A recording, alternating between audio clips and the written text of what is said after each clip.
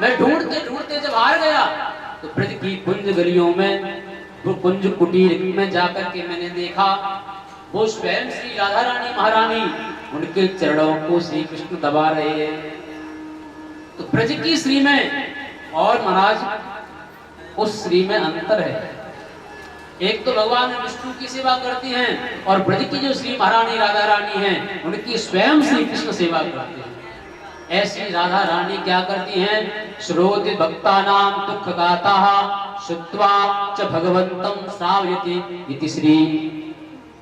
राधा रानी के लिए लिखा है जो अपने भक्तों के दुखों को श्री कृष्ण से कहते हैं, हे श्याम सुंदर जी, ये आपका भक्त बड़ा दुखी है, इसे अपना लो ना। अपने भक्त की दुख गाथा को जो भगवान श्री कृष्ण के पास पहुंचाती हैं, ऐसी श्री राधा रानी को श्री कहते हैं। अच्छा, अब शब्द आया मद। मद किसे कहते हैं? मद माने मीठा भी होता है और मद माने अहंकार भी होता है। ध्यान देना मेरे भाई बहन, श्री माने राधा, मद माने मीठा। कई भक्त तो जो है मद का अर्थ कृष्ण लगाते हैं। मीठा कौन है? भगवान श्री कृष्ण ही तो है। तो राधा कृष्ण शब्द हो गया, ये भी शब्द, ये भी अर्थ है। और एक श्रीमद, हमारे वैयाकरण की दृष्टि से श्रीमद से श्रीमद शब्द बना है। हमारे यहाँ किसी भी महान पुरुष के लिए, गुरुजनों के लिए, अपने से बड़ों के लिए श्रीमान शब्द का प्रयोग करते हैं। क्या करते हैं? श्रीमान। श्रीमान लगा करके मानो हम अलंकृत कर रहे हैं। ये जो भागवत महापुराण है वो श्रीमद शब्द लगा करके पुराण का अलंकृत किया है। एक अर्थ ये भी है। दूसरा, श्रीमद् भागवतम पुराण तिलकम यद वैष्णवानां धनम यास्मिन् पारमहंस्यमेव ममलं ज्ञानं परं गीयते। ये भागवत महापुराण क्या है? श्रीमद् भागवतम पुराण तिलकम, ये पुराणों का राजा है। श्रीमद शब्द लगा करके मानो तिलक किया है, इसलिए श्रीमद। ये वैष्णव का परम धन है इस भागवत महापुराण। भागवत किसे कहते हैं? प्यार से बोलो राधे राधे। समझ में आ रही है कि नहीं? अगर हम किसी ग्रंथ में जब प्रवेश करते हैं तो उसकी भूमिका को इतने अच्छे से समझ लेंगे तो ग्रंथ में प्रवेश करना सरल हो जाएगा। इसलिए बड़े ध्यान से सुनना। भागवत किसे कहते हैं? भा माने भक्ति, गा माने ज्ञान, व माने वैराग्य, त माने तप। ऐसा भी साधारण अर्थ निकालते हैं जो, पर हमारे गुरुजन कहते हैं भाति सर्वेषु वेदेषु गतिर्यस्य लौकिकम् वरिष्ठा सर्वशास्त्रेषु तर्हि अस्य भवाम्बुधे। भागवत किसे कहते हैं? भाति सर्वेषु वेदेषु। भा माने जो सारे वेदों में सुशोभित है। गतिर्यस्य लौकिकम, और जिस भागवत की गति अलौकिक है। इस भागवत की कथा को सुनने से, सुनाने से जगत के सारे मनोरथ पूर्ण तो होते ही हैं। अगर कोई निष्काम भाव से भगवत प्राप्ति की इच्छा से कोई कथा सुने तो उसे भगवत प्राप्ति भी हो जाती है। गतिर्यस्य अलौकिकम वरिष्ठा सर्वशास्त्रेषु, जो सारे शास्त्रों में बढ़ चढ़ करके है। तर्हि अस्य भवाम्बुधे, और भव सागर पार करने के लिए ये नौका के समान है, नाव के समान है।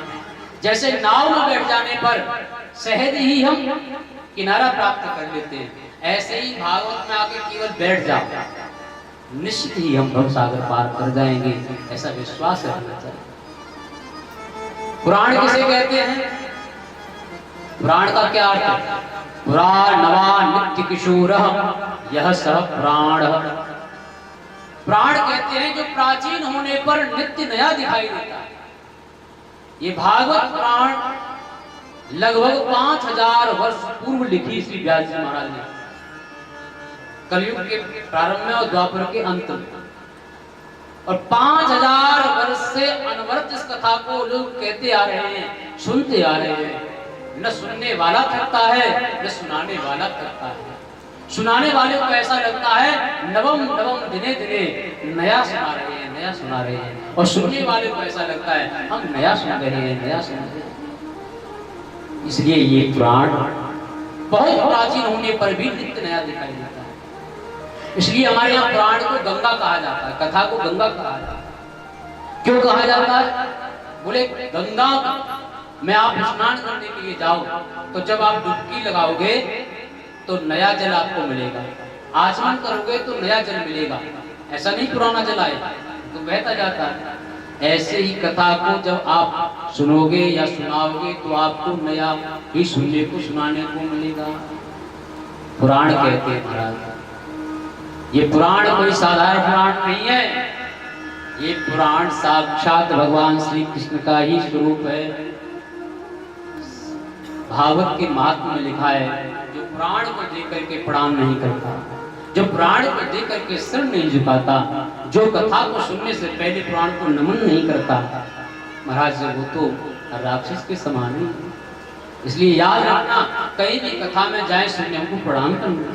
हो सके तो कुछ आप पत्र पुष्प कुछ दे के आओ, भगवान को चढ़ाओ। अगर आप सामर्थ्यवान हैं तो प्रसाद दे के आइए, खाली हाथ नहीं जाना चाहिए। रिक्त पाणिम न गंतव्य। भगवान के गुरु के दरबार में, भगवान के दरबार में, मंदिर में, ज्योतिषी के पास, आचार्य के पास, संतों के पास, गुरुजनों के पास जब भी जाएं खाली हाथ मत जाना, कुछ न कुछ लेके जाना। फल नहीं है आपके पास कोई बात नहीं, कहीं पुष्प मिल जाए, तुलसी का दल मिल जाए, वही चढ़ा के भगवान को निवेदित करके प्रणाम करना चाहिए। ये पुराण कोई साधारण नहीं बंधु। एक बार एक व्यास जी से एक व्यक्ति ने पूछ लिया, महाराज आप लोग उस कथा को बार बार सुनाते रहे, वही सुदामा की ध्रुव की कथा, वही प्रहलाद जी की कथा, क्या आप लोगों ने धंधा कर रखा है? वही कथा आप लोगों ने। और संयोग से वो व्यक्ति जो पूछ रहा था वो कोई साधारण नहीं, कोई पत्रकार था। आप जानते हैं आजकल पत्रकार इतने महाराज कोई नई नई ब्रेकिंग न्यूज बनाते रहते हैं। व्यास जी ने कहा भैया आप क्या करते हो? बोले महाराज हम पत्रकार हैं। अच्छा न्यूज छापते हो? हाँ। अखबार छापते हो? बोले जी हाँ। एक बात बताओगे भैया, क्या अखबार छापने का आप काम करते हो तो क्या करते हो उसमें? बोले जितनी दिन भर की आज की चर्चा होती है, घटना घटती है, उन सबको हम रात में छापते हैं और सुबह महाराज घर घर भेज के अखबार को सबको सूचना मिल जाती है ऐसा हुआ ऐसा। तो बोले आज अखबार आपने छापा, सुबह बांट दिया, अब आप कल बांटने के बाद परसों तो किसी को बांटोगे नहीं। बोले क्यों? नहीं आप जब अखबार सबके घर में पहुंच गया तो परसों देने की तो कोई आवश्यकता ही नहीं है। क्यों महाराज? बोले उसी अखबार को पढ़ लेंगे। नहीं महाराज ऐसा नहीं होता। क्या होता है भैया? बोले आज जो दिन भर की खबरें हैं हम उसको रात्रि में छापेंगे और कल की जो दिन भर की खबरें हैं हम कल की रात में को छाप के परसों सुबह हम बांट देंगे। बोले महाराज उसी अखबार से काम नहीं चल सकता क्या? अरे जब हम कल बांट दिया हमने, उसी अखबार को पढ़ लो, क्या दिक्कत है? बोले नहीं इसको हम नहीं पढ़ सकते। क्यों? बोले वो पुराना हो जाएगा, वो बासी हो जाएगा। या एक दिन के अखबार को आपको पुराना कह दिया, क्या करते हो फिर? बोले या तो हम रत्ती में डाल देते हैं, अलमारी में डाल देते हैं, कोई आता है लेने वाला हम उसको भेज देते हैं। अरे भाई एक दिन का अखबार तुम्हारा पुराना हो गया, बासी हो गया, तुमने रद्दी में फेंक दिया, तुमने उसको अलमारी में फेंक दिया, उसको तुम दोबारा नहीं देखोगे, पढ़ना नहीं चाहोगे। क्यों भैया? क्योंकि बासी हो गया। तब उन व्यास जी ने इस पत्रकार से कहा कि तुम्हारा एक दिन का अखबार पुराना हो गया, बासी हो गया, उसको रद्दी में फेंक दिया, अलमारी में डाल दिया, और हमारा भागवत पुराण तो 5000 वर्ष हो गए, ना हम कहने वाले थक रहे न सुनने वाले थक। उसने कहा जानते हो इसका कारण क्या है? बोले क्या है? बोले जो अखबार में छपा है, जो अखबार में लिखा है वो इंसान की कथा है, और जो भागवत में लिखा है वो भगवान की कथा है। इसलिए भागवत प्राचीन नहीं है, ये कोई साधारण ग्रंथ नहीं है, ये भगवत। इसी कलिकाल में जो भी श्रद्धा से भाव से सुनेगा कहेगा उसको मिलता है, कोई साधारण ग्रंथ नहीं है। पुराण माने जो प्राचीन है, नित्य नया दिखाई दे उसको पुराण कहते हैं। कथा किसे कहते हैं? कथा किसे कहते हैं? कथा को कहते हैं कम प्रेमम स्थापयति इति कथा। एक एक शब्द समझना। कथा किसे कहते हैं? कथा कहते हैं जो प्रेम का स्थापन कर दे, जो प्रेम के बीज को हमारे हृदय में प्रकट कर दे, जो हमारे हृदय में प्रेम प्रकट कर दे, उस कथा का नाम कथा है। प्यार से बोलो राधे।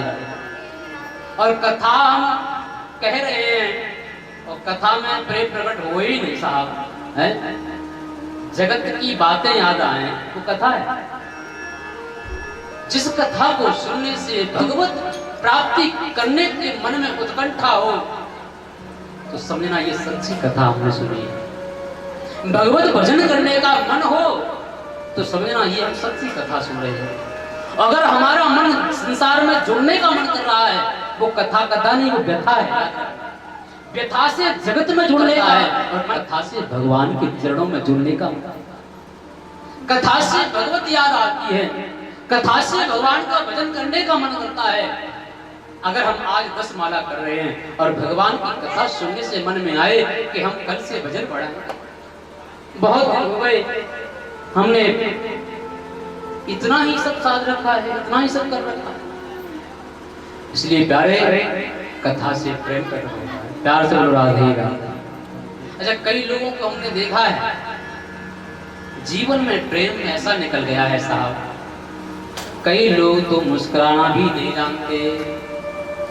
बोलो प्यार से राधे राधे। अच्छा, आपने देखा अपने नगर मोहल्ले में देखा होगा, कई लोग आपने देखे तो कभी मुस्कुराते नहीं, हंसते नहीं।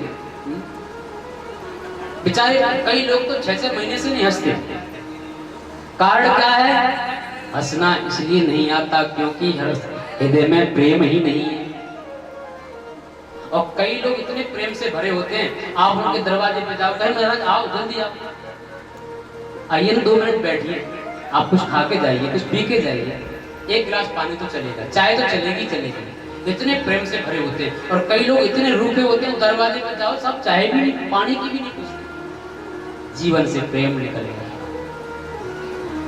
इतने शुष्क हैं लोग। याद रखना, कभी आपने किवाड़ देखे? कई किवाड़ आवाज करते हैं। वो आवाज क्यों करते हैं? आवाज इसलिए करते हैं क्योंकि उनके जीवन से जो तेल रूपी प्रेम है वो निकल जाता है। और आप उसमें तेल डाल दो तो वो आवाज देना बंद कर देंगे कि नहीं कर देंगे? ऐसे ही जिनके जीवन में प्रेम नहीं है उनको भगवत कथा सुननी चाहिए। प्रेम डल जाएगा, हृदय प्रसन्न होगा और मुस्कुराहट आने लग जाएगी, चेहरा खुश होने लग जाएगा। अरे भैया, जिंदगी में मुस्कुराना सीख लो प्यारे। और मुस्कुराना केवल कोई और नहीं सिखाएगा, ये कथा ही सिखाएगी। जिंदगी प्यार का गीत है, इसे हर दिल को गाना पड़ेगा। जिंदगी एक एहसास है, टूटे दिल की कोई आस है। जिंदगी एक एहसास है, टूटे दिल की कोई आस है। जिंदगी एक बनवास है, काट कर सबको जाना पड़ेगा। जिंदगी प्यार का गीत है, इसे हर दिल को गाना पड़ेगा। बहुत सुंदर शब्द है साहब ये। जिंदगी बेवफा है तो क्या, अपने रूठे हैं हमसे तो क्या।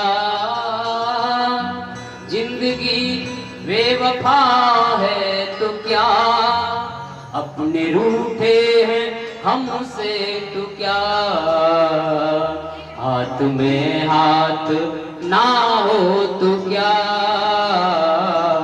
साथ फिर भी निभाना पड़ेगा। अरे भैया थोड़ी सी जिंदगी है, क्यों नहीं मुस्कुरा के जीते। मुस्कुरा कर गम का जहर जिसको पीना आ गया, ये हकीकत है जहां में उसको जीना आ गया। इसलिए मुस्कुरा के रहना चाहिए साहब, और मुस्कुरा करके कथा ही हमें मुस्कुरा सकती है, और कोई दूसरा उपाय है ही नहीं साहब। तो कथा कहते हैं, अच्छा कथा का उल्टा क्या होता है? कथा शब्द को उल्टा करो तो हो जाएगा थाक, और थाक का अर्थ होता है प्यास। जिसको प्यास लगी है साहब वही तो पानी पिएगा, जिसका पेट भर रहा हो उसको पानी पिला वो नहीं पिएगा। ऐसे ही कथा वही सुनेगा जिसके जीवन में भगवत प्यास लगी है। और भगवत प्यास की कभी इच्छा ही नहीं की साहब, वो क्या कथा सुनेगा। इसलिए भगवान की प्राप्ति के लिए मात्र एक साधन है कि वो भगवत। श्री बांके बिहारी लाल की।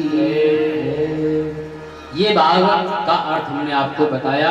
अब आपको महात्मा की चर्चा हम सुनाएंगे, उससे पूर्व 2 मिनट नाम संकीर्तन का सुन लेंगे, और फिर 6 अध्यायों में जो भागवत की महात्मा की चर्चा है।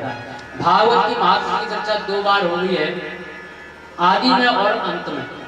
अंत में महाराज स्कंद पुराण से 4 अध्यायों में है, और आदि में पद्म पुराण से 6 अध्यायों में है। स्कंद पुराण की महात्मा की चर्चा हमने अभी कुछ दिन पहले ही बहुत विस्तार से नैमिषारण्य की कथा में की है। जिसको सुनना हो वो यूट्यूब के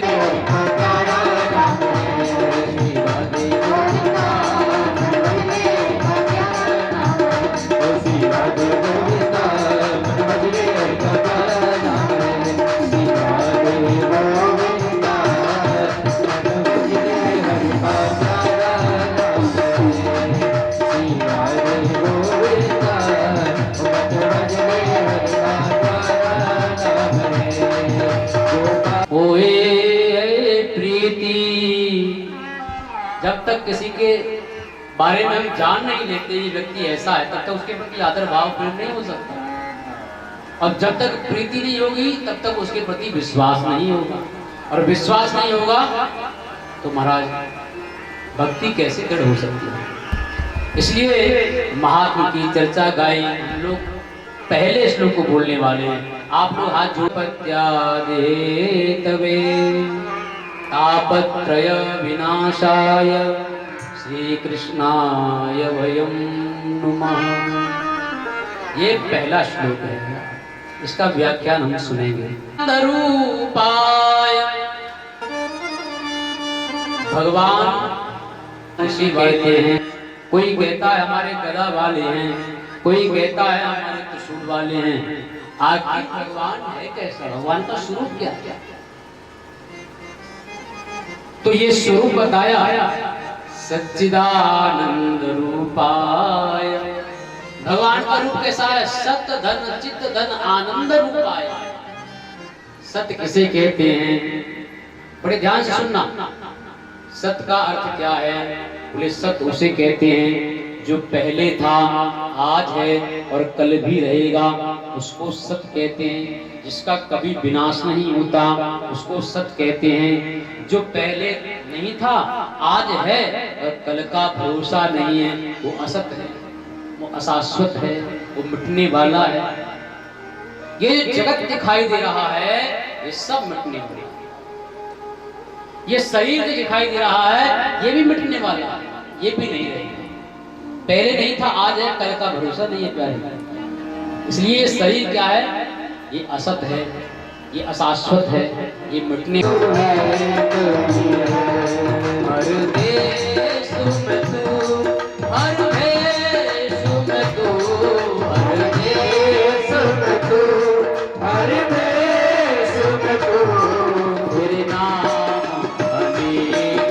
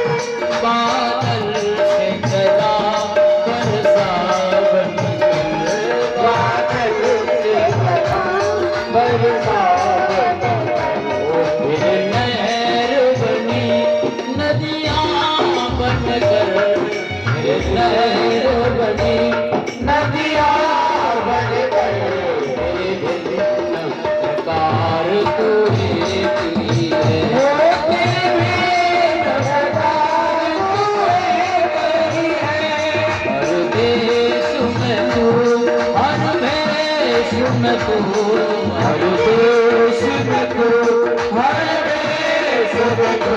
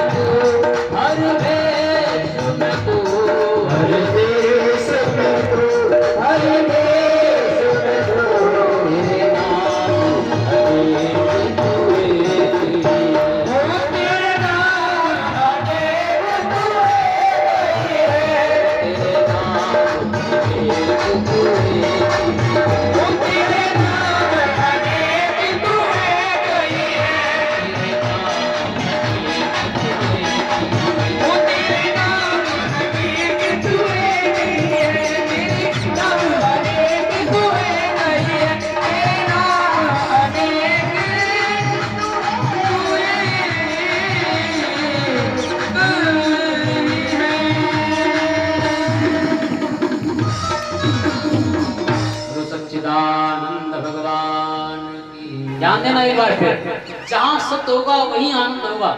वहां आनंद होगा लेकिन सुख नहीं होगा। मैं सुख की बात नहीं कर रहा, क्योंकि आनंद का कोई विलोम आज तक पैदा ही नहीं हुआ। सुख आएगा तो दुख आएगा, पक्का है, लेकिन आनंद आएगा, आनंद का कोई विलोम नहीं है। अगर आनंद आ गया तो आप निश्चित समझिए कि फिर महाराज वो सर्वानंद भी आएगा, ब्रह्मानंद भी आएगा, परमानंद भी आएगा, लेकिन दुख नहीं आएगा। और ये आनंद कहाँ है? ये सत्य में है, ये राम में है, ये कृष्ण में है, ये सत्संग में है, ये सद्गुरु में है। जहां सत्य होगा वही आनंद है। सत्य जो है सत्य से आनंद भिन्न नहीं है। इसलिए भगवान आनंद स्वरूप है।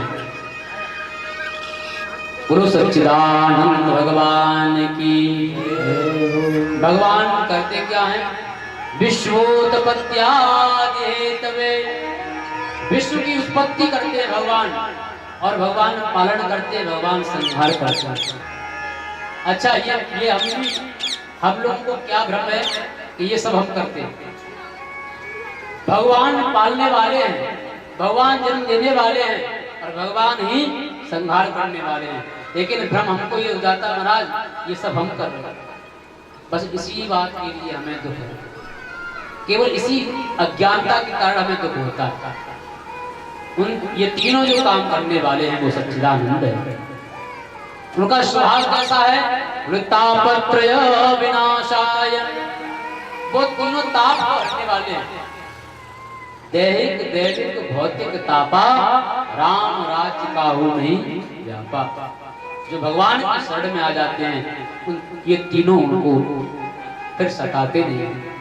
तीनों तापों का नाश करने वाले कौन? श्री कृष्णाय वयं नमः। भगवान श्री राधा कृष्णाय, केवल कृष्णाय नहीं, श्री राधा कृष्णाय, राधा कृष्ण को हम सब नमस्कार करते हैं।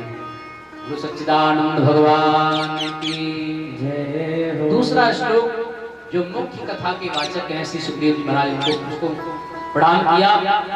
उसके बाद महाराज नैमिषारण्य तीर्थ में श्री सूत जी महाराज पधारे हैं सोनकाद 88,000 ऋषियों के मध्य में।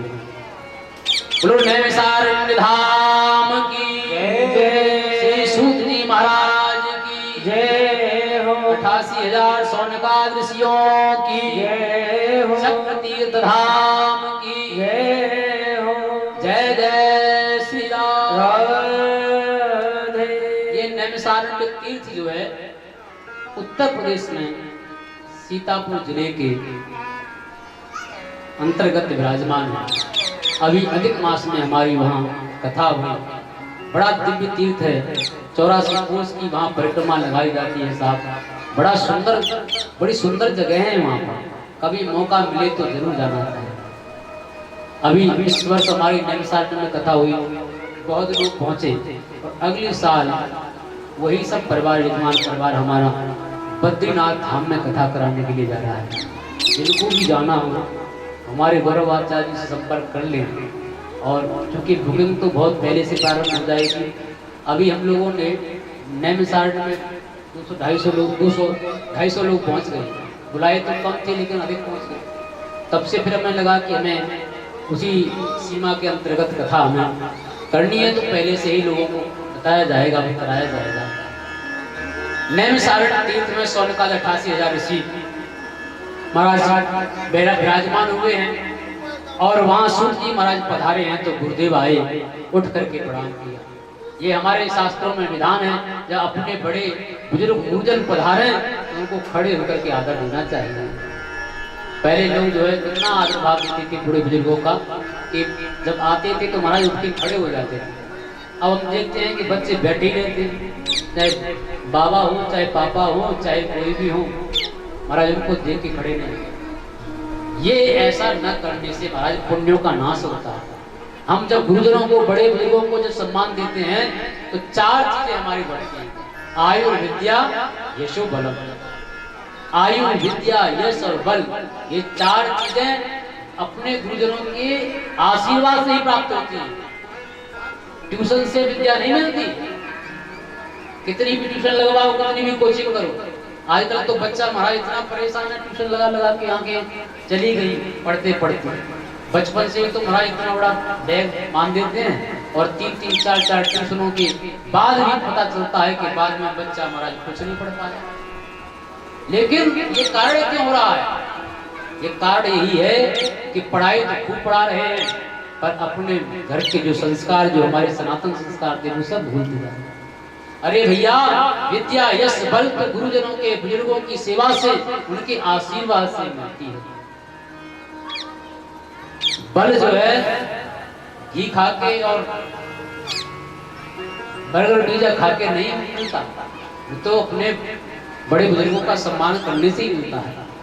इसलिए शास्त्र कहते हैं गुरुजनों का, आचार्यों का, ब्राह्मणों का महाराज सम्मान करना चाहिए, आदर देना चाहिए।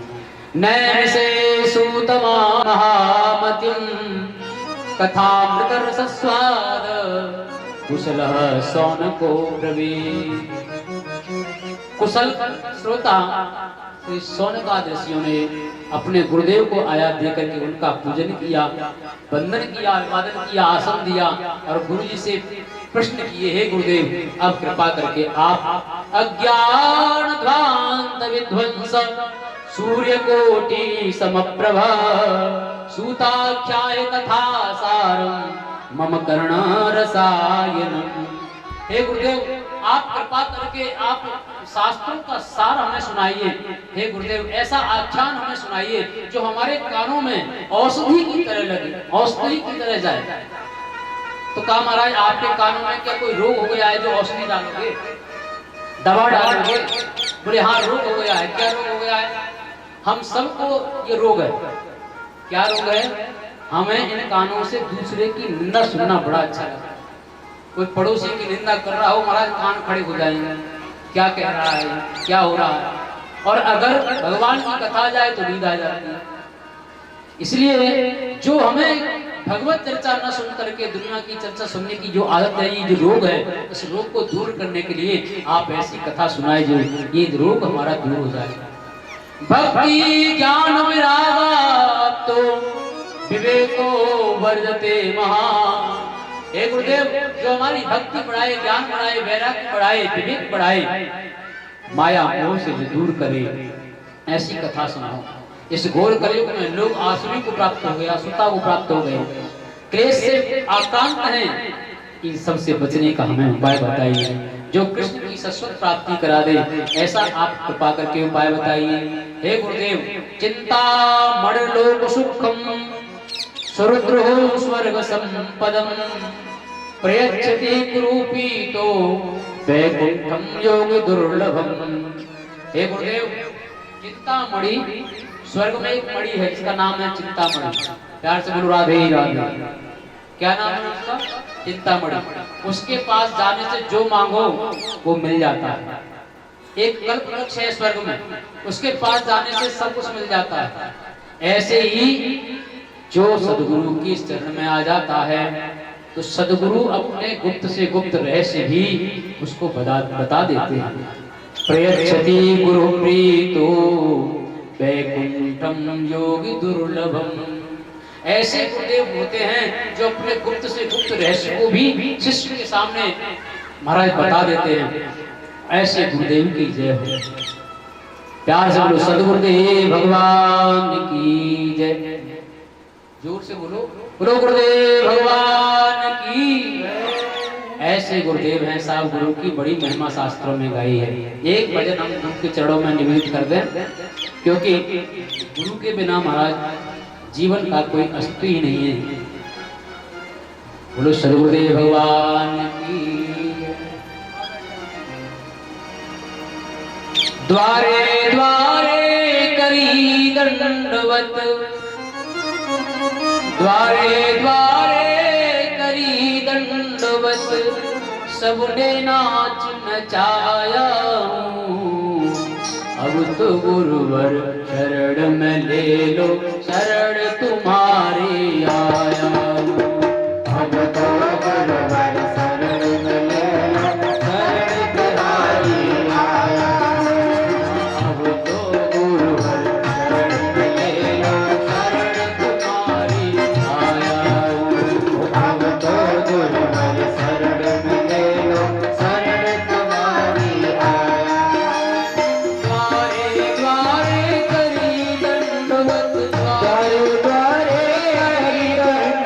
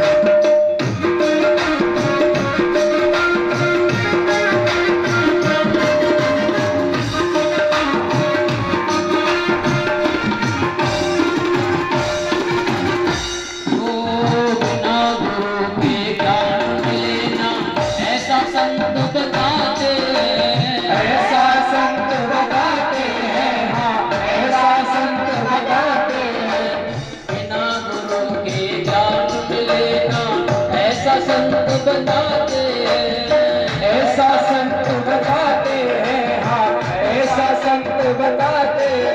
हाँ पड़े मुसीबत जब प्राणी पर गुरुवर राह दिखाते हैं, गुरुवर राह दिखाते हैं, हाँ गुरुवर राह दिखाते हैं।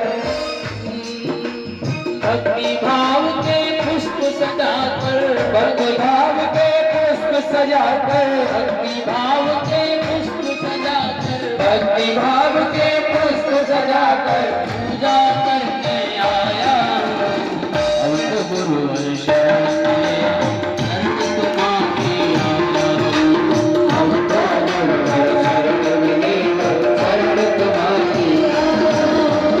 अब तो शरण ले लो, शरण तुम्हारी आया, हम तो गुरुवर शरण में शरण तुम्हारी आया। अब तो गुरुवर शरण ले लो, शरण तुम्हारी आया। ओ अब तो गुरुवर शरण में लो, सच तुम्हारी आया। लो सदगुरुदेव भगवान की, श्री सूत जी महाराज की जय जय श्री राम। सूत जी महाराज कहने लगे, प्रीति शौनक चित्ते ते यातो वचन विचारे च सर्व सिद्धांत निष्पन्नम संसार भयनाशनम। हे शौनकादि ऋषियों, तुम्हारे चित्त में मैंने प्रेम देखा, इसलिए मैं सारे सिद्धांतों का, सारे शास्त्रों का सार तुम्हारे सामने कहने जा रहा हूँ। बड़े ध्यान से सुनना, सावधानतया सुनो, सावधान होकर के सुनना। क्यों? बोले असावधानी से कथा अगर सुनी तो कथा नहीं सुनोगे, फिर संशय होगा कथा में, और कथा में अगर संशय हो गया तो संशय आत्मा विनश्यति, निश्चित ही नाश हो जाएगा। इसलिए ध्यान से सुनना।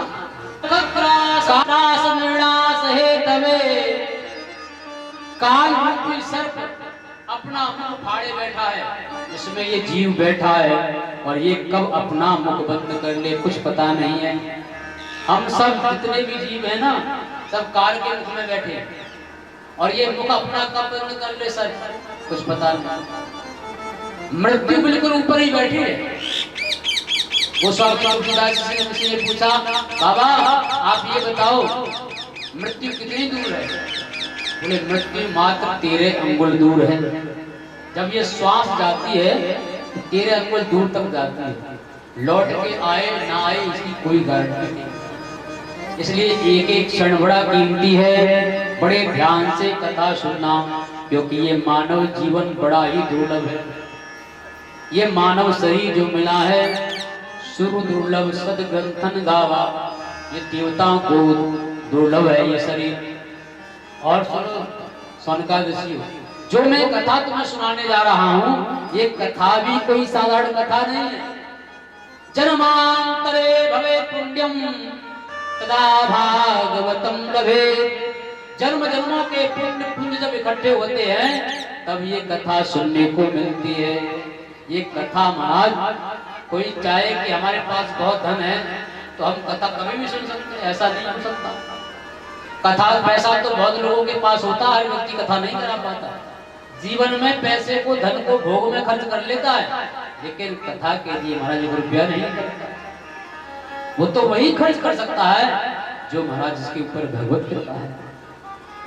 इसलिए ये न तो परिश्रम से कथा मिलती है, न बल से मिलती है, न धन से मिलती है, ये तो भगवत अनुग्रह से मिलती है। इसलिए ये जो कथा मैं तुम्हें सुनाने जा रहा हूँ, जन्म जन्मों के पुण्य पुण्य इकट्ठे होने पर ये पोथी सिर पे रखी जाती है साहब, ये साधारण पोथी नहीं है। इसलिए जब राजा परीक्षित कथा सुनने के लिए सुखदेव जी के पास आए, पूरी कथा सुनने के बाद जब भगवत धाम चले गए राजा परीक्षित, देवता लोग आए, बोले महाराज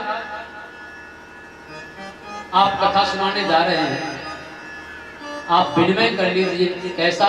बोले परीक्षित को मृत्यु का भय है तो अमृत पिला दो, हम अमृत लेके आएंगे और हमें ये बदले में कथा सुना दो।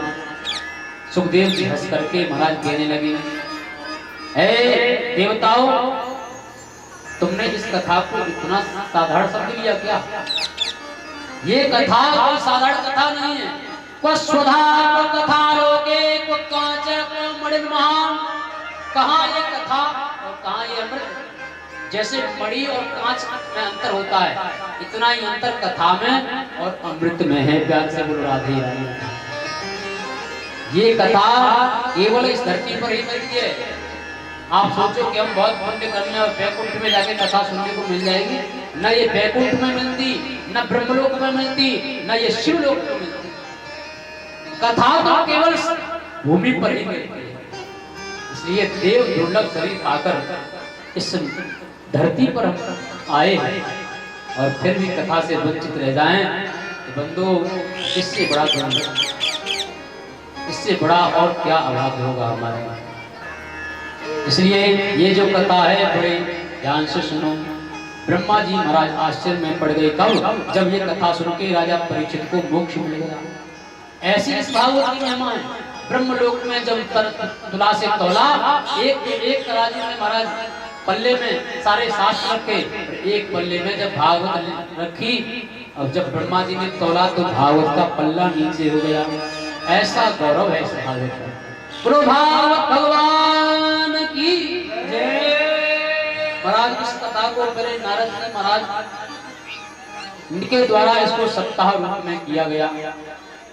सौनका ऋषि ने कहा गुरुदेव कैसे? बोले एक समय की बात है। अहम तो पृथ्वी व्यातो ज्ञात्वा सर्वोत्तमामिति पुष्करम च प्रयागम च काशीं गोदावरीं तथा। एक बार नारद जी महाराज मन में शांति पाने के लिए धरती पर आए और धरती पर जितने भी तीर्थ हैं उस तीर्थों का भ्रमण किया, सेवन किया। यहाँ शांति मिलेगी, लेकिन वहाँ शांति नहीं मिली। नारद बाबा कहाँ गए? बोले पुष्कर गए, प्रयाग गए, काशी गए, गोदावरी गए, हरिद्वार गए, कुरुक्षेत्र गए, श्रीरंग गए, सेतु बंधन गए। सारे तीर्थों में भ्रमण करके नारद जी महाराज को कहीं भी शांति नहीं मिली। क्यों नहीं मिली? बोले कलना धर्म मित्रेण, अधर्म के मित्र कलयुग ने अपना सब जगह डेरा जमा लिया है। उसने हर जगह अपना महाराज डेरा जमा लिया, इसलिए नारद जी महाराज को कहीं भी शांति नहीं मिली। क्या देखा उन्होंने नारद जी ने? सत्यम नास्ति तपः शौचम, कहीं भी सत्य नहीं है साहब। जिसे देखो वो झूठ ही बोलता है, झूठ का ही आश्रय लिए हुए।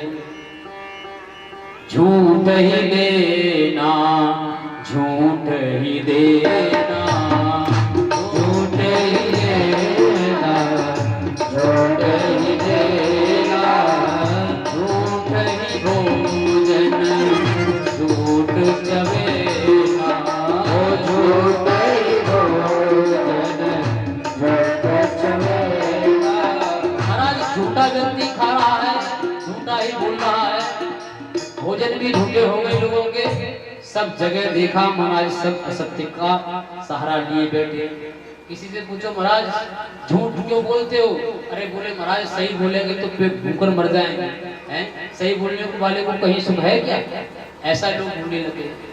जहाँ देखा सत्य नहीं है, जहाँ देखो महाराज सत्य का आश्रय किसने नहीं लिया। तब भी नहीं, तब लोग करते हुए लेकिन दिखावे के लिए करते हैं। जीवन में से तप भी चला गया और तप ही नहीं शौचम महाराज पवित्रता भी खत्म हो गई। अपवित्रता से लोग रह रहे हैं। दया भी नहीं रही। पड़ोसी भले ही महाराज मर जाए पर पड़ोसी को सहारा देने के लिए तैयार नहीं होता। एक समय ऐसा था कि महाराज गांव में क्षेत्र में किसी को कोई कष्ट होता था तो गांव भर के लोग उसको तैयार हो जाते थे सहारा देने के लिए। अब साहब गांव में ऐसा नहीं रहा, मोहल्ला भी चला गया साहब। पड़ोसी की बात कौन करे? घर में घर का व्यक्ति भी सहारा नहीं देता। ये कलयुग का प्रभाव है साहब। इसलिए दया भी चली गई। दया दानम न विद्यते। लोग दान भी नहीं कर रहे। दान करते तो हैं लेकिन दिखावे के लिए करते हैं। माइक पे बुलवाओ तो महाराज 10,000 की जगह 20,000 दे देंगे और आप अगर गुप्त रूप से दान कराओगे तो कोई 1,000 नहीं देगा। प्यार से बोलो राधे राधे। जब मंदिर बनवाएंगे, कोई कमरा बनवाएंगे, कोई पंखा लगाएंगे तो बहुत बड़े बड़े अक्षरों में नाम छपवाते हैं, महाराज हमारा नाम छपवाओ, तो महाराज दान करेंगे। तो दान तो लोग करते हैं, लेकिन महाराज दिखावे के लिए करते हैं, छपाने के लिए करते हैं। जबकि शास्त्र कहते हैं दान करो तो छिपाकर करो। पाप जितना छिपाओगे उतना बढ़ेगा, और पुण्य भी जितना छिपाओगे उतना बढ़ेगा।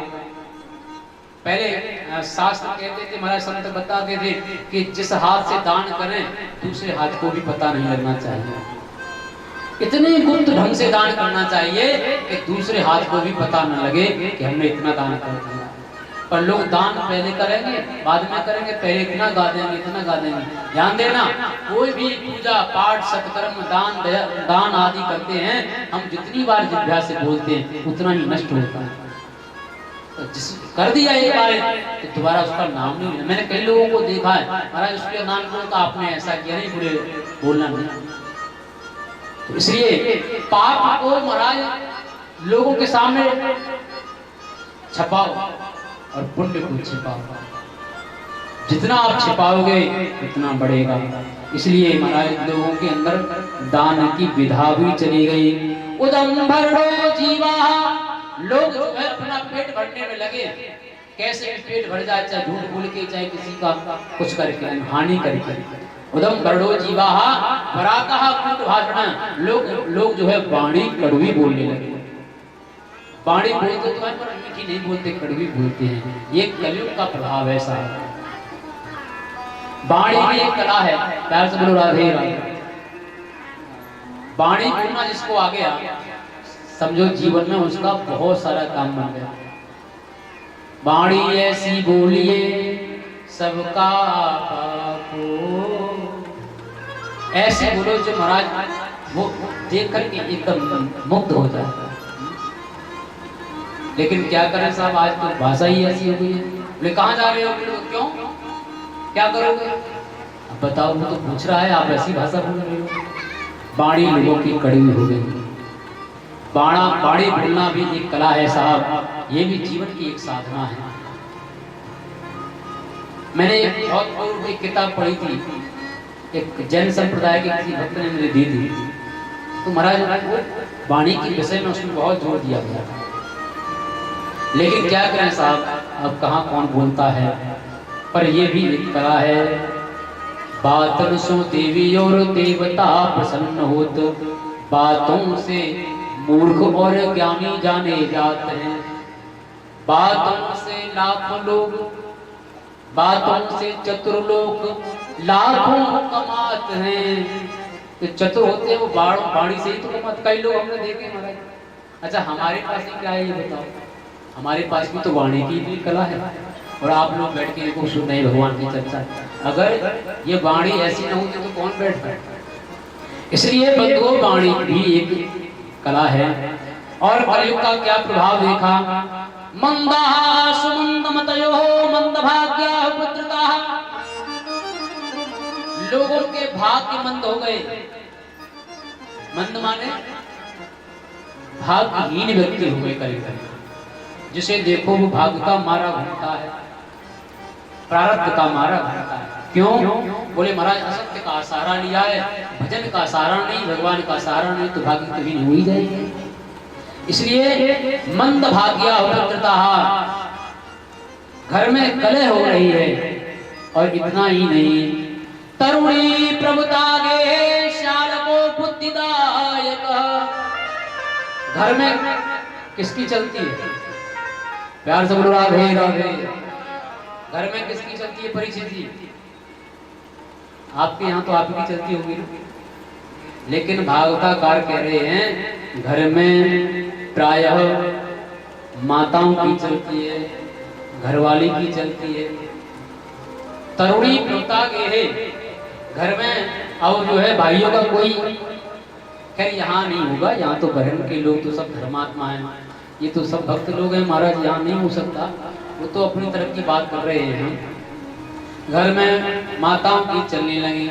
श्याल को बुद्धिदायक और सलाहकार, हे साधु, हे साधु, हे महात्मन, एक क्षण के लिए रुको तो सही, मेरी बात सुनो। नारद जी कहते हैं जब उसने मुझे बुलाया तो मैं पास में गया। उसने कहा, हे महात्मन, आपके दर्शन से तो हमारे पापों का नाश होता है। हे महात्मन, मेरे कष्ट को दूर करिए, मेरे जीवन में बहुत बड़ा कष्ट आ गया है। नारद जी ने पूछा, तुम कौन हो? काशी तुम कायमो चेमा, कौन हो तुम? तुम्हारा क्या नाम है? क्या परिचय है तुम्हारा? ये जो स्त्रियां तुम्हारे बगल में खड़ी है, ये कौन है? बोले, अहम भक्ति ख्याता इमौ में तनयो मतौ। ये मेरा नाम भक्ति महारानी है। ये नारद जी, ये जो मेरे पास में खड़ी है ना, ये सब गंगा आदि नदियां हैं। और ये जो वृद्धावस्था को प्राप्त तो पुरुष देख रहे हैं जो मेरी जांघों पे लेटे हुए हैं ना, इनका नाम ज्ञान और वैराग्य है। नारद जी कहने लगे, ये भक्ति महारानी, तुम कहाँ पैदा हुई? कैसे तुम्हारा जन्म हुआ? कैसे पड़ी? तो सारा हाल कहने लगी।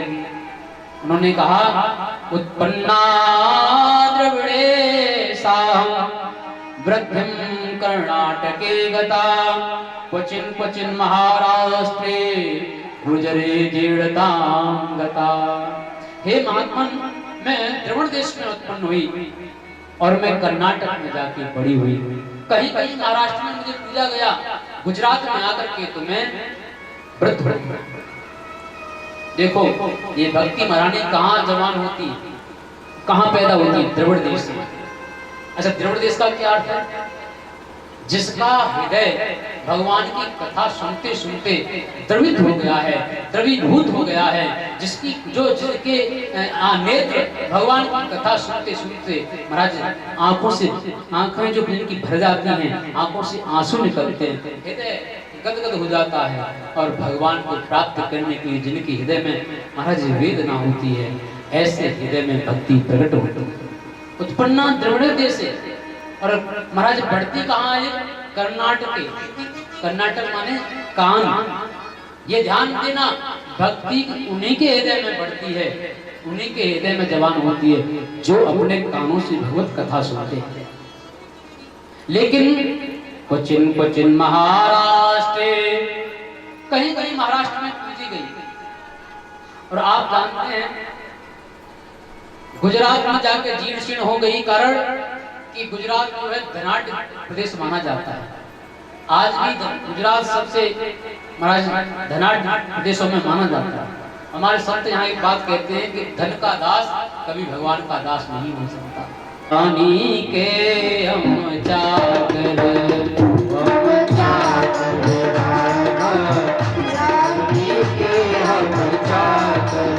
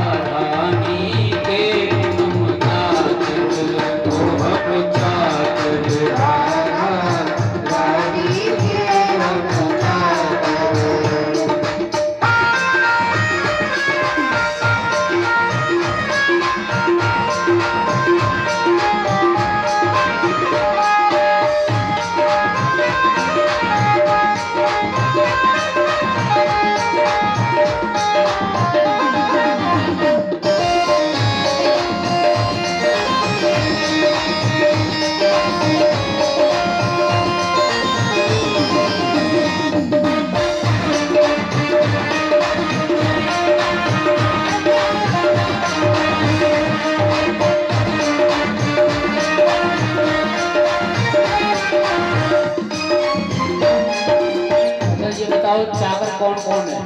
चाकर का अर्थ समझते हो? राधा रानी के नौकर, चाकर के दास, के बालक। अगर हो तो ताली बजा के भाव से गाइए। ओ हम चाकर राधा रानी के, हम चाकर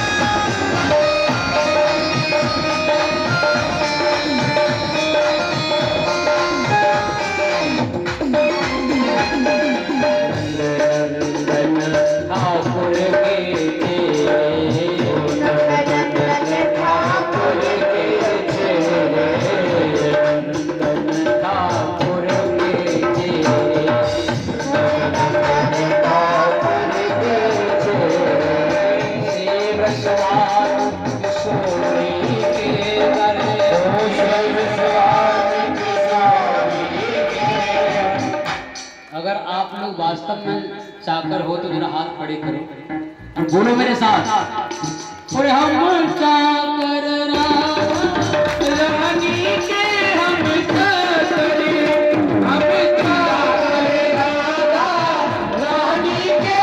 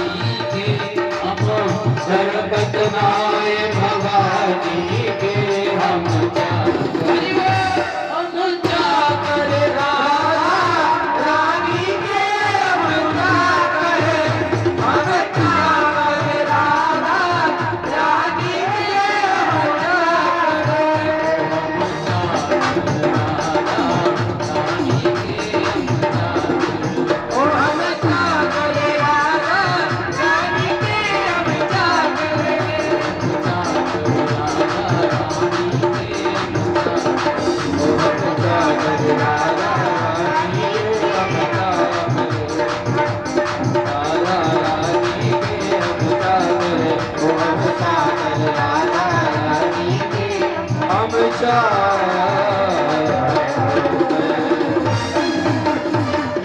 गुरु राधा रानी सरकार की, श्री वृंदावन धाम की जय, यमुना महारानी की जय, सुभान दुलारी की जय, जय जय श्री धाम वृंदावन की महिमा से भक्ति महारानी। आप जवान हो लेकिन आपके पुत्रों को कोई नहीं पूछता। हे नारद बाबा, मेरे पुत्रों को जवान कीजिए ना। नारद जी ने कहा चिंता मत करो, मैं भी ये प्रतिज्ञा करता हूँ, हे भक्ति महारानी, आपके दोनों पुत्रों को मैं जवान करके छोड़ूंगा और घर घर में आपकी स्थापना करा दूंगा। ये मैं संकल्प करता हूँ, प्रतिज्ञा करता हूँ।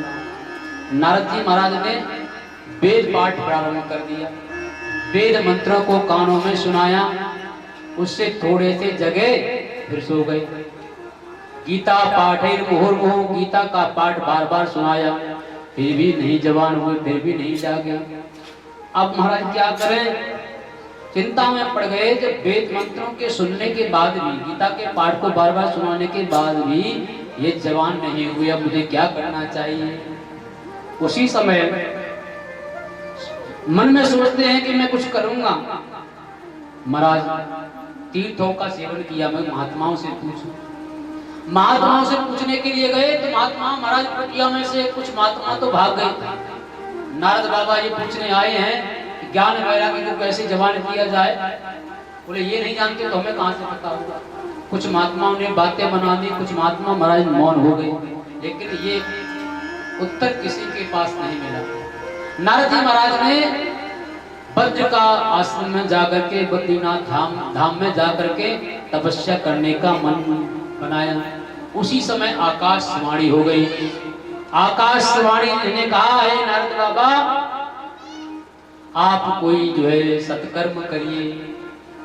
लेकिन विस्तार से तो आकाशवाणी ने नहीं बताया सत्कर्म कौन सा सत्कर्म, दान करूं कि पुण्य करूं कि यज्ञ करूं कि जब करूं अथवा तो क्या करूं, बस इतना कहा आकाशवाणी ने, सत्कर्म करिए। अब नारद जी महाराज सोचने लगे। वहीं पर महाराज सनक, सनंदन, सनातन और सनत कुमार, ये चार ऋषि प्रकट हो गए।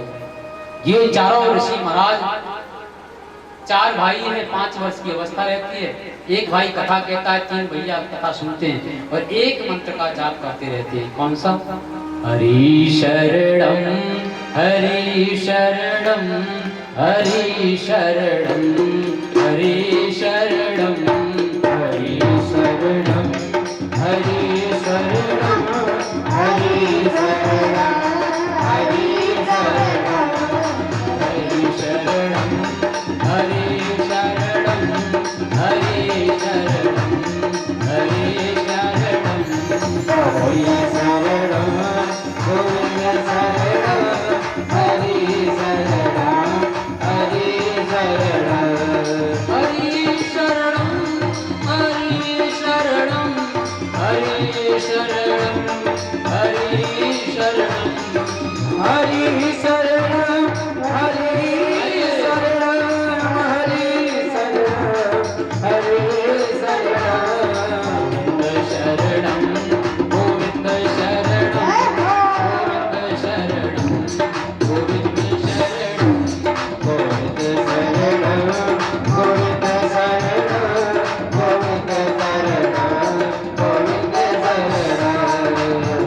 शरणं हरि शरणं हरि शरणं हरि शरणं हरि शरणं हरि शरणं हरि शरणं हरि शरणं के बिहारी लाल की जय। सरकार ऋषियों ने कहा नारद जी ये सत्कर्म कोई और नहीं, ये सत्कर्म केवल भागवत की कथा है। इन ज्ञान वैराग्य को आप भागवत की कथा सुनाइए। नारद जी बोले महाराज ये भागवत की कथा इतनी बड़ी है, मैंने जब साक्षात वेद भगवान के मंत्रों को सुनाया, गीता के पाठ को सुनाया, जब उससे ये जगे नहीं तो भागवत के श्लोकों में ऐसा क्या है जो उससे महाराज ये जाग जाएंगे। तब महाराज सरकार ऋषि बोले देखो नारद, जैसे किसी से कहा जाए कि आप चाय बना के लाओ, तो बोले हमारे पास चीनी नहीं है, तो बोले कोई बात नहीं है गन्ना डाल दो, तो बताओ चाय चीनी बन जाएगी, चाय बन जाएगी। बोले नहीं महाराज चाय नहीं बनेगी। अरे क्यों नहीं बनेगी? बोले चीनी कहाँ से पैदा हुई, ये खाड़ कहाँ से आया? बोले गन्ने से। गन्ने के रस को महाराज तपाया गया और उससे खाड़ बनी, चीनी बनी।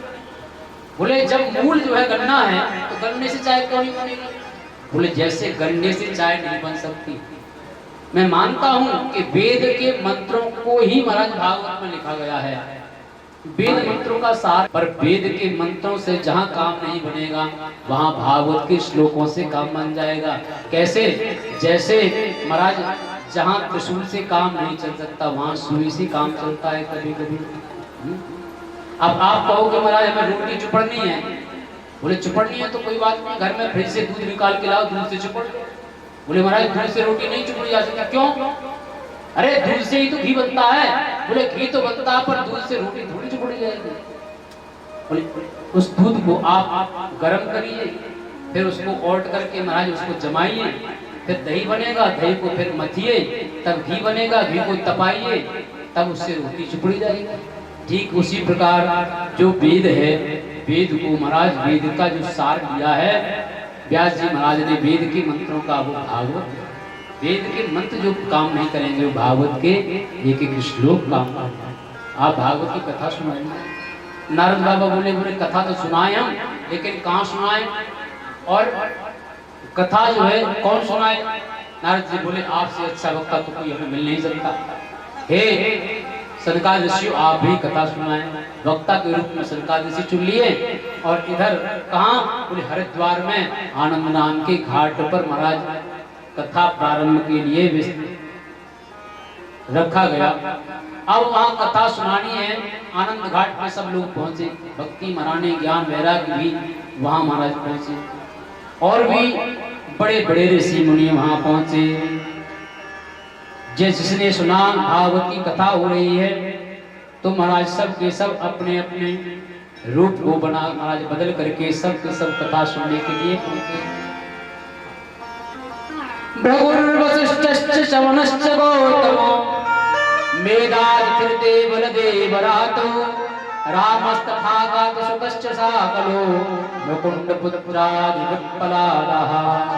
भृगु वशिष्ठ च्यवन ऋषि अत्रि ऋषि गौतम ऋषि मेधातिथि देवल राम पराशर गादीसुत साकल मुकुंद आदि आदि महाराज स्वयं वहां पर व्यास जी महाराज भी कथा सुनने के लिए पहुंचे। बड़े बड़े ऋषि मुनि अपने शिष्यों को और शिष्यों को लेकर के पहुंचे। इतना ही नहीं महाराज, वहां पर गंगा आदि नदियां भी मूर्ति मंत्र होकर के कथा सुनने के लिए गई। वहां पर बड़े बड़े वृक्ष महाराज, पहाड़, सब के सब महाराज रूप बदल करके कथा सुनने के लिए पहुंचे। क्योंकि जहां पर कथा होती है ऐसा एक भी देवता नहीं रहता जो वहां पर ना आए। तत्रैव गंगा यमुना च वेणी गोदावरी सिंधु सरस्वती च सर्वाणि तीर्थानि वसन्ति तत्र यत्राच्युतो उदार कथा प्रसंगा। जहां पर भागवत की कथा होती है, गंगा आदि नदियां, गोदावरी सरस्वती सिंधु आदि बड़ी बड़ी नदियां, बड़े बड़े देव, बड़ी बड़ी देवियां, सारे के सारे तीर्थ वहां पर पहुंच जाते हैं बिना बुलाए। प्यार से बोलो राधे राधे। अगर आपसे कोई कहे महाराज हरिद्वार चलो, तो आप हरिद्वार मत जाना, क्योंकि हरिद्वार में तो एक ही घाट मिलेगा आपको, हरिद्वार में तो केवल एक ही तीर्थ मिलेगा। लेकिन जहां भागवत जी विराजमान हो जाती हैं वहां सारे तीर्थ निवास करते हैं। आप उसकी परिक्रमा कर लो, मानो सारे देवी देवताओं का आपने जो है स्नान कर लिया, परिक्रमा कर, सारे देवता वहां पधारे। और फिर महाराज कथा प्रारंभ हुई। और कथा प्रारंभ हुई तो श्री सनकादिक ऋषि कहते हैं, न गंगा न गया काशी पुष्करम न प्रयागकम। इस कथा की बराबरी न गंगा न काशी न गोदावरी न पुष्कर कोई भी नहीं कर सकता। इस भागवत कथा में 12 स्कंद हैं, 335 अध्याय हैं। और इस भागवत कथा के एक श्लोक नहीं तो आधा श्लोक नहीं तो चौथाई श्लोक का भी कोई पठन पाठन कर लेता है तो महाराज उसको महाराज पराम गति, उसको भगवान की गति मिल जाती है। इतनी बड़ी महिमा है साहब। कोई भगवान की कथा को सुने, भागवत कथा, द्वादशी तिथि और तुलसी मैया, मार्गशीर्ष का महीना, गायत्री मंत्र, ये सब बराबर ही माने जाते हैं, इसमें कोई अंतर नहीं है। इसलिए जो भी भागवत की कथा सुनता है वो महाराज भगवान का ही स्वरूप हो जाता है। आजन्ममात्रिमप्येन सठेन किंचित चित्तं विधाय सुख शास्त्र कथा न पीता। जिसने सारे जीवन में कभी भी एक बार भी भागवत की कथा नहीं सुनी तो महाराज चांडालवत, वो तो चांडाल के समान है, खरवत वो गधे के समान है। मानो यहाँ पर सुन की महाराज गाली दे रहे हैं उसको। जिसने पूरे जीवन में कभी एक बार भी चित्त लगा करके भगवान भागवत की कथा नहीं सुनी, भगवान की कथा नहीं सुनी, वो तो चांडाल के समान है, वो गधे के समान है। मिथ्या तो जन्म जननी जन दुख भाजा, वो तो अपने जननी को केवल कष्ट देने के लिए पैदा हुआ है, वो धरती पे भार है। उसने कभी भगवान भागवत की कथा नहीं सुनी। धिक्तम नरम पशुमम, उस नर को धिक्कार है, वो पशु के समान है जिसने कभी भी भगवान की कथा नहीं सुनी। इस कथा के लिए कोई दिन का नियम नहीं है। दिनानाम नियमो नास्ति सर्वदा श्रवणम मतम, कभी भी सुनो उसको, कहीं भी सुनो, जहां सुनने मिल जाए। इसमें महाराज पर एक शर्त है, क्या? बोले दीक्षां कर्तुम शक्यत्वात्, कथा सुनने से पहले वैष्णव दीक्षा जरूर लेनी चाहिए। बिना गुरु किए कथा नहीं सुननी चाहिए। गुरु कब करें? बोले बेटी के विवाह से पहले अथवा कोई यज्ञ कराए, भागवत कराए, उससे पहले वैष्णव दीक्षा लेकर के ही कथा सुननी चाहिए। बिना वैष्णव दीक्षा लिए कथा सुनना, यज्ञ कराना, बेटी का कन्यादान करना के निष्फल माना जाता है। इसलिए वैष्णव दीक्षा से युक्त होकर के कथा सुननी चाहिए और ब्रह्मचर्य का पालन करके नियम से कथा सुने तो निश्चित ही हमें पूर्ण लाभ होता है। कहते हैं महाराज, ये साक्षात भागवत की कथा तेने अम्बांगमय मूर्ते प्रत्यक्षा वर्ते हरे। ये साक्षात भगवान श्री कृष्ण की वांग्मय